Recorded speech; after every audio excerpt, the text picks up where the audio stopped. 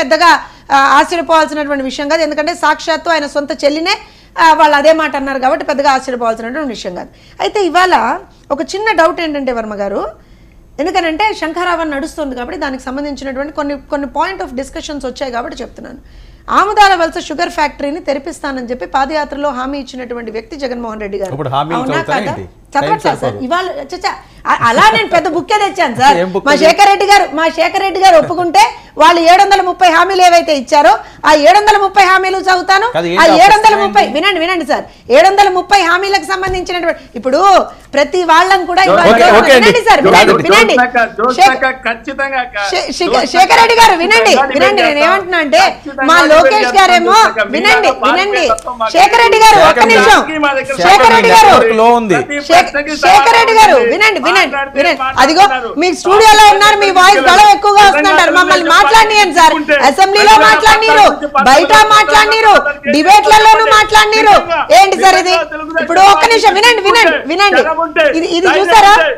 ఇది చూసారా లోకేష్ గారు అధికారులకు సంబంధించినటువంటి రెడ్ బుక్ అంటున్నారు.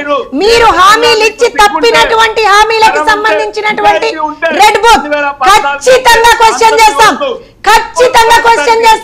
730 హామీలు ఇచ్చారు, 730 హామీలు మీరు నెరవేర్చలేదు కాబట్టి ఇందులో రాసుకున్నాం, క్వశ్చన్ చేస్తాం, క్వశ్చన్ చేస్తూనే ఉంటాం.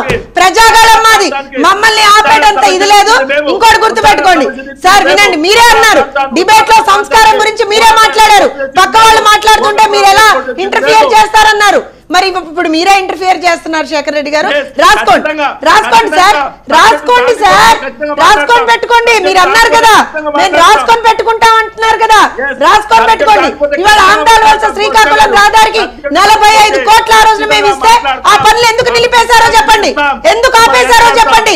వంశధార నాగావళి అనుసంధానానికి మేము ఆ రోజున 68% పనులు మేము కంప్లీట్ చేస్తే మీరు దాన్ని ఎందుకు పక్కన పెట్టేశారో చెప్పండి.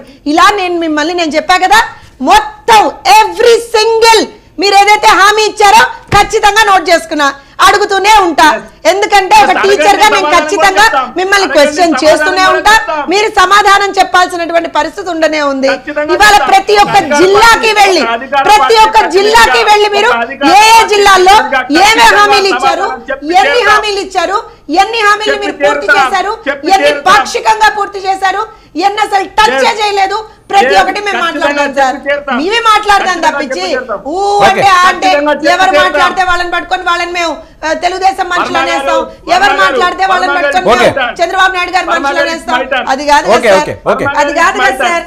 సార్ శేఖర్ రెడ్డి గారు సంస్కారం అన్నారు, మీ టైం ఇప్పుడే మాట్లాడి ఒక్క నిమిషం ఉండండి, ఇంకా మాట్లాడి వాళ్ళు మీ టైంలోనూ మీరే మాట్లాడి ఆగండి సార్ వర్మ గారు, ఆయన టైంలోనూ ఆయనే మాట్లాడి మా టైంలోనూ ఆయనే మాట్లాడి అధికార పక్షం అయితే ఇంత బుల్డోజింగ్ ఆ అంశం పక్కన పెట్టండి. మీరు చేసేదే మరి మీరు ఇందాక మాట్లాడినంత సేపు కాదు సార్, మీరు మాట్లాడినంత సేపు